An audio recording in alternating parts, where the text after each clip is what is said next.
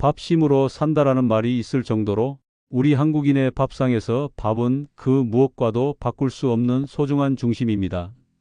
하루 3끼, 때로는 2끼라도 꼭 밥이 있어야 든든하고 포만감을 느끼시는 분들이 많으실 텐데요.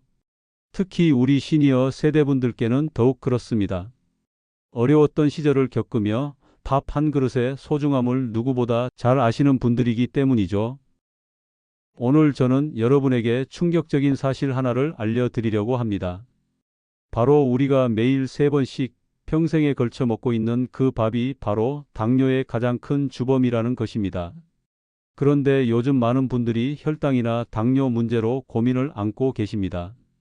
나이가 들수록 신진대사가 느려지고 췌장 기능도 예전 같지 않아서 혈당 관리가 더욱 중요해지는데요.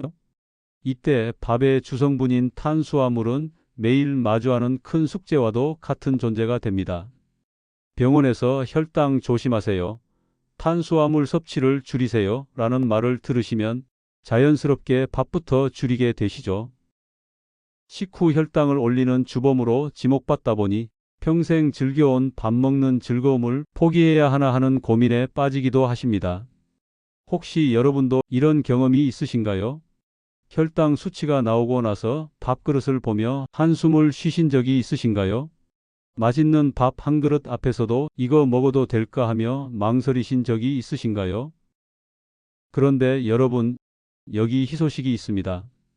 우리가 매일 짓는 밥의 아주 작은 변화 하나만으로도 혈당 걱정을 크게 덜 수 있는 방법이 있다는 것입니다. 복잡한 요리법이나 비싼 건강식품이 필요한 것이 아닙니다. 바로 밥솥에 쌀을 안 치고 시사 버튼을 누르기 전 우리 주방에서 쉽게 구할 수 있는 아주 간단한 재료 한 스푼을 추가하는 것만으로도 충분합니다.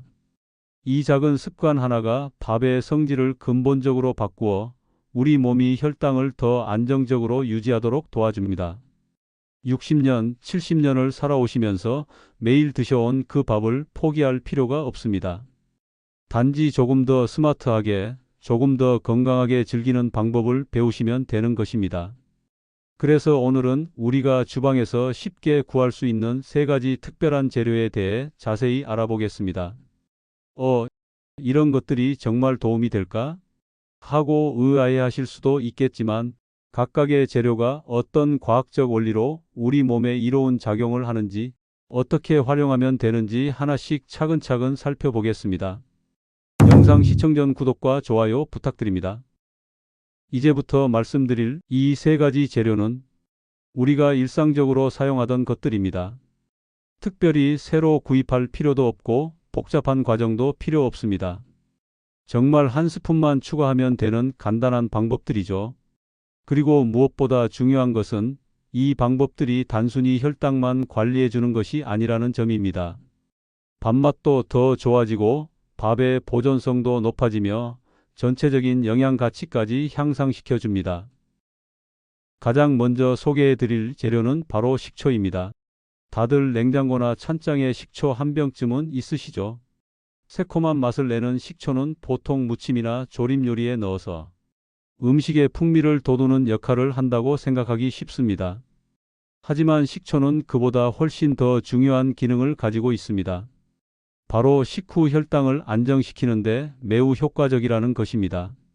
식초에는 아세트산이라는 유기산이 함유되어 있습니다. 이 성분이 바로 우리 몸에서 혈당 조절의 핵심 역할을 담당합니다. 아세트산은 우리가 섭취한 탄수화물이 소화되는 속도를 늦춰주는 역할을 합니다. 쉽게 말해서 밥이 우리 위장에 머무는 시간이 길어지고 당분으로 분해되어 혈액으로 흡수되는 과정이 더뎌진다는 것이죠. 이것이 왜 좋은 일일까요? 평소에 밥을 드시고 나면 혈당이 급격하게 치솟는 경험을 하신 적이 있으실 텐데요. 이런 급격한 혈당 상승이 바로 당뇨의 주요 원인 중 하나입니다. 하지만 식초의 아세트산이 이런 급격한 변화를 막아주는 완충 역할을 해주는 것입니다. 특히 쌀밥처럼 전분이 많은 식품을 섭취할 때 식초를 함께 섭취하면 포도당이 천천히 흡수되도록 도와줍니다. 급하게 달려가던 것을 천천히 걸어가게 만든다고 생각하시면 이해가 쉬우실 것입니다. 이런 효과가 단순한 민간요법이 아니라는 것을 보여주는 과학적 연구 결과가 있습니다. 미국 애리조나 주립대학에서 진행한 연구에 따르면 식사 2분 전 또는 식사 중에 식초를 섭취한 실험 참가자들의 식후 혈당 상승이 20에서 34% 이상 낮게 나타났다는 놀라운 결과가 있습니다. 20에서 34%라는 수치가 어느 정도인지 감이 안 오실 수도 있는데요. 이는 인슐린이 더 효과적으로 작용하게 되어 혈당 조절 능력 자체가 크게 개선된다는 의미입니다. 즉, 식초는 단순히 입맛을 돋우는 조미료가 아니라 혈당 관리에 직접적으로 작용하는 천연 보조제 역할을 할 수 있다는 것입니다. 식초의 효과는 여기서 끝나지 않습니다. 혹시 밥을 드시고 나서 졸음이나 피로감을 자주 느끼시는 분들이 계신가요? 이런 증상도 식초가 도움을 줄 수 있습니다. 식후 졸음의 주요 원인 중 하나가 바로 급격한 혈당 변화입니다. 혈당이 급하게 올라갔다가 다시 급하게 떨어지는 과정에서 우리 몸이 피로를 느끼게 되는 것이죠. 하지만 식초가 이런 급격한 변화를 완만하게 만들어주면 식후 피로감도 자연스럽게 줄어들게 됩니다. 그렇다면 실제로 어떻게 활용하면 될까요? 방법은 정말 간단합니다. 밥을 지을 때 2인분 기준으로 한두 숟가락 정도의 요리용 식초를 넣고 잘 섞어주기만 하면 됩니다. 현미식초, 사과식초, 일반 양조식초 모두 괜찮습니다. 집에 있는 것 아무거나 사용하셔도 됩니다. 식초 특유의 강한 향이나 맛이 밥에 스며들까봐 걱정된다고 하시는 분들이 계시는데 전혀 걱정하지 않으셔도 됩니다. 밥을 짓는 과정에서 고온으로 가열되면서 강한 신맛은 대부분 날아가게 됩니다. 대신 밥맛은 그대로 유지되면서 건강 효과만 고스란히 남게 되죠. 오히려 식초를 넣고 지은 밥은 일반 밥보다 더 맛있다는 평가를 받습니다. 밥이 조금 더 찰지고 은은한 향과 함께 밥알이 코팅되어 윤기가 흐르는 맛있는 밥이 됩니다. 식초의 장점은 여기서 끝나지 않습니다. 식초는 밥솥 안에서 세균 증식을 억제해주는 효과까지 기대할 수 있어서 특히 여름철 위생 관리에도 도움이 됩니다. 밥이 쉽게 상하지 않게 되어 보관성도 좋아지죠. 또한 식초는 쌀에 포함된 영양소의 흡수율을 높여주는 역할도 합니다. 같은 양의 밥을 먹어도 영양 효율성이 더 좋아진다는 뜻입니다. 이렇게 식초 한 스푼만으로도 혈당 관리, 맛 개선, 보존성 향상, 영양 흡수율 증대라는 4가지 효과를 동시에 얻을 수 있습니다. 정말 작은 변화로 큰 효과를 보는 대표적인 예라고 할 수 있겠습니다. 자, 이제 두 번째 재료인 소주에 대해 말씀드리겠습니다. 밥에 술을 넣는다고 하며 깜짝 놀라실 수도 있겠지만 잠시만 더 들어보세요. 이 방법은 알코올 성분 자체를 섭취하는 것이 목적이 아니라 알코올이 쌀에 미치는 특별한 화학적 변화를 활용하는 것입니다. 밥을 지을 때 소량의 알코올이 들어가면 쌀의 전분 구조에 미묘한 변화가 일어납니다. 전분은 크게 아밀로스와 아밀로펙틴이라는 2가지 성분으로 구성되어 있는데 알코올이 이 두 성분의 결합 방식을 변화시켜 줍니다. 그 결과 전분이 우리 몸에서 소화되는 속도가 더 천천히 진행되게 됩니다. 또한 알코올은 쌀에 포함된 폴리페놀과 같은 항산화 성분들이 더 활성화되도록 돕는다고 알려져 있습니다. 폴리페놀은 우리 몸에서 염증을 억제하고 혈관 건강을 개선하는 데 도움을 주는 소중한 성분입니다. 건강 효과뿐만 아니라 밥의 식감과 풍미도 크게 개선됩니다. 소주를 넣고 지은 밥은 밥알이 더 찰지고 윤기가 흐릅니다. 밥알의 수분을 잡아주어서 하나하나가 탱글탱글하고 쫄깃한 식감을 만들어내죠. 마치 고급 일식당에서 먹는 팝처럼 말입니다. 특히 묵은 쌀로 밥을 지을 때 이 방법을 활용하면 더욱 효과적입니다. 묵은 쌀 특유의 묵은내를 잡아주고 햅쌀밥처럼 구수하고 고소한 풍미를 살리는 데 큰 도움이 됩니다. 술을 넣으면 알코올 성분이 남아있지 않을까 하고 걱정하시는 분들이 계실 텐데요. 전혀 걱정하지 않으셔도 됩니다. 밥이 끓는 과정에서 높은 온도에 의해 알코올 성분은 대부분 증발하게 됩니다. 알코올의 끓는 점은 78도인데 밥을 짓는 과정에서는 100도 이상의 온도가 유지되기 때문에 알코올은 거의 남지 않습니다. 실제로 완성된 밥에서는 술 냄새나 술 맛을 전혀 느낄 수 없습니다. 오히려 더 깔끔하고 구수한 맛이 납니다. 그렇다면 실제로 어떻게 활용하면 될까요? 방법은 정말 간단합니다. 밥 2인분 기준으로 소주 한두 숟가락 정도를 넣고 밥을 지으시면 됩니다. 구체적인 순서를 말씀드리자면 쌀을 깨끗이 씻어서 밥솥에 넣고 그 다음 소주를 한두 스푼 추가하고 가볍게 저어준 후 평소처럼 취사를 시작하시면 됩니다. 어떤 소주를 사용해도 상관없습니다. 특히 묵은 쌀을 활용할 때 이 방법의 진가가 발휘됩니다. 여러분 댁에도 작년이나 재작년에 구입해서 보관해둔 쌀이 있으실 텐데요. 묵은 쌀은 수분이 빠져서 밥을 지어도 포석포석하고 묵은 내가 나는 경우가 많습니다. 하지만 소주를 넣고 밥을 지으면 마법 같은 변화가 일어납니다. 묵은 내는 완전히 사라지고 오히려 햅쌀보다 더 구수하고 고소한 풍미가 납니다. 밥알도 훨씬 찰지고 윤기가 흘러서 이게 정말 묵은 쌀로 지은 밥인가? 하고 놀라실 것입니다. 이는 알코올이 쌀의 단백질과 전분 사이의 결합을 개선해주고 쌀 내부의 수분 분포를 더 균등하게 만들어주기 때문입니다. 또한 묵은 쌀에서 나는 불쾌한 냄새 성분들을 중화시켜주는 효과도 있습니다. 소주를 넣고 지은 밥의 건강 효과는 단순히 혈당 조절에만 그치지 않습니다. 첫째, 소화율이 개선됩니다. 전분 구조의 변화로 인해 우리 몸에서 소화하기 더 쉬운 형태로 바뀌어서 소화 불량이나 속쓰림을 자주 경험하시는 분들에게도 도움이 됩니다. 둘째, 포만감이 더 오래 지속됩니다. 천천히 소화되면서 혈당이 안정적으로 유지되기 때문에 식후 금세 배고파지는 현상이 줄어듭니다. 셋째, 밥의 보존성이 향상됩니다.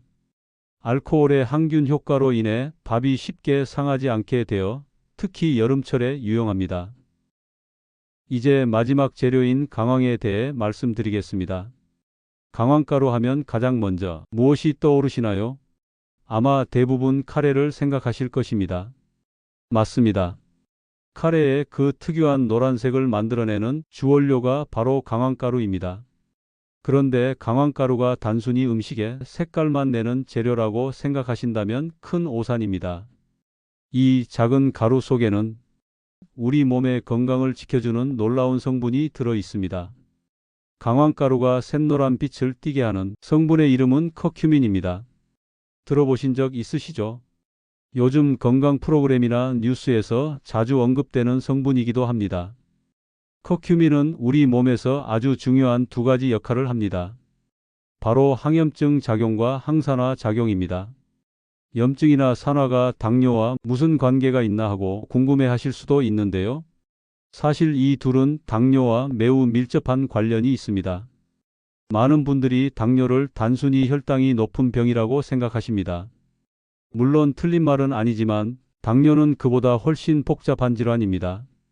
당뇨는 단순히 혈당이 높은 상태를 넘어서 우리 몸속에서 일어나는 만성 염증과 깊은 관련이 있습니다. 나이가 들면서 우리 몸 곳곳에서는 작은 염증들이 생기기 시작합니다.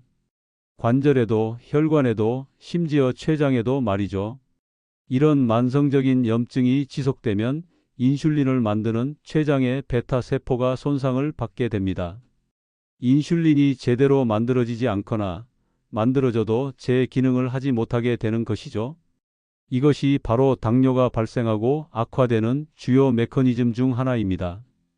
커큐민은 우리 몸에서 염증을 일으키는 다양한 물질들의 활동을 억제해 줍니다.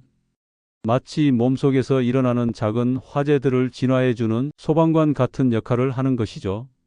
염증이 줄어들면 자연스럽게 췌장의 기능도 회복됩니다. 인슐린이 더 잘 만들어지고 만들어진 인슐린도 제 기능을 더 효과적으로 수행할 수 있게 되죠. 이것이 바로 커큐민이 혈당 조절 능력 자체를 개선하는 데 기여하는 원리입니다. 커큐민의 또 다른 중요한 기능은 인슐린 저항성을 개선하는 것입니다. 인슐린 저항성이란 쉽게 말해서 인슐린이 있어도 세포가 말을 듣지 않는 상태를 말합니다. 마치 열쇠인 인슐린은 있는데 자물쇠 세포 수용체가 녹슬어서 잘 열리지 않는 것과 같은 상황이죠. 나이가 들수록 특히 60대 이후에는 이런 인슐린 저항성이 자연스럽게 증가하게 됩니다. 같은 양의 인슐린이 분비되어도 예전만큼 효과를 발휘하지 못하는 것이죠.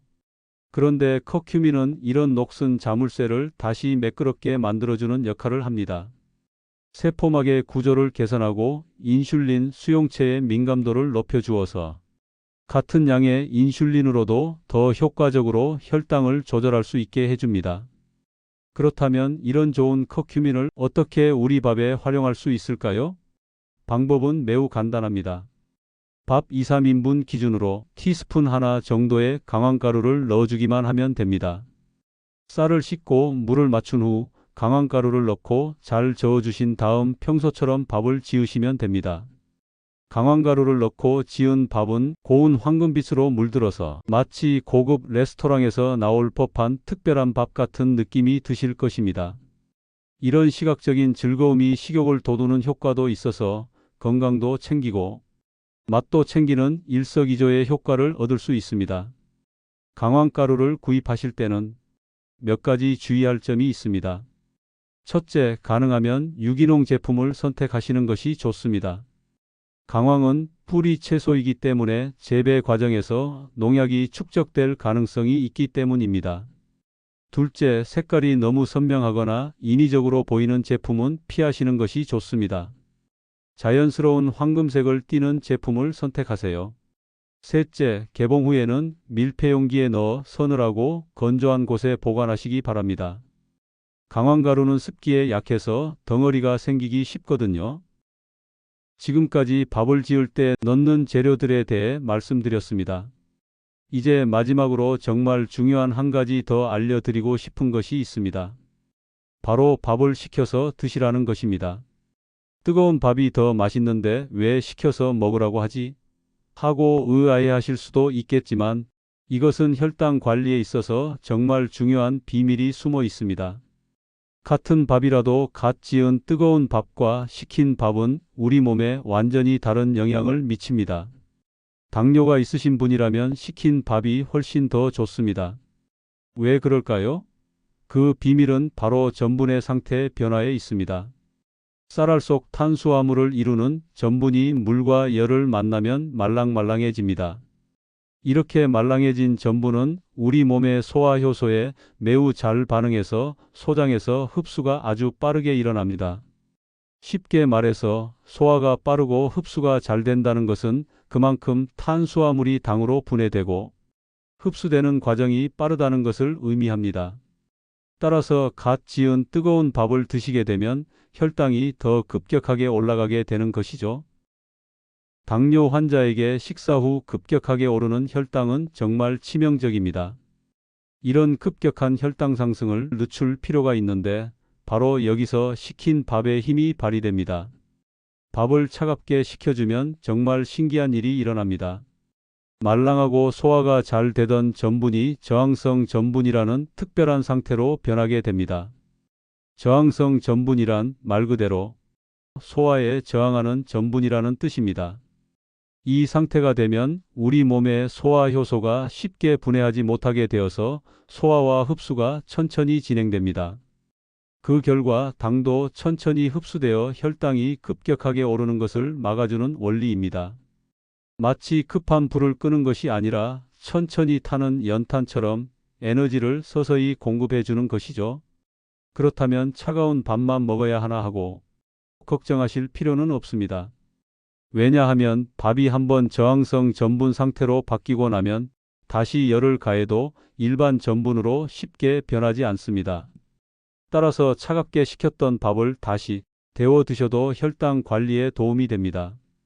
중요한 것은 처음에 따뜻했던 밥을 한번 식히는 것입니다. 밥을 한번 식힌 후에는 그냥 차갑게 드셔도 좋고 다시 데워서 드셔도 좋습니다. 하지만 여기서 주의할 점이 있습니다. 밥을 식힌다고 해서 갓 지은 밥을 바로 냉동실에 넣으시면 안 됩니다. 저항성 전분은 전분 분자들이 천천히 움직이고 서로 뭉쳐지면서 생기는 것인데 갑자기 얼려버리면 전분 주변에 물이 급하게 얼어서 전분 분자들이 움직일 수 없게 됩니다. 따라서 저항성 전분이 제대로 생기지 않게 되는 것이죠. 올바른 방법은 이렇습니다.